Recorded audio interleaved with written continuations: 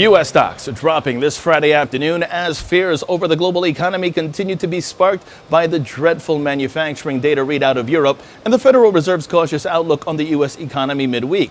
IHS Markit said today that manufacturing activity in Germany hitting its lowest level in more than 6 years in March. In France, manufacturing and services slowed down to their lowest levels in 3 months and 2 months respectively. And for the Eurozone as a whole, manufacturing its lowest level since April 2013.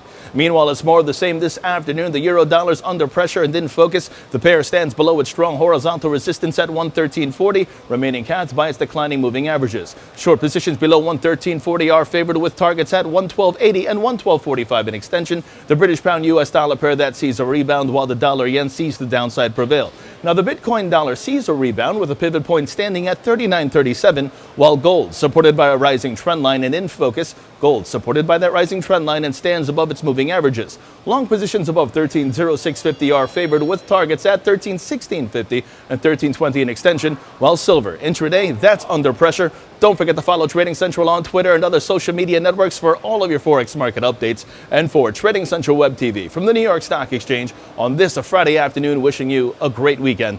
I'm James Swinney.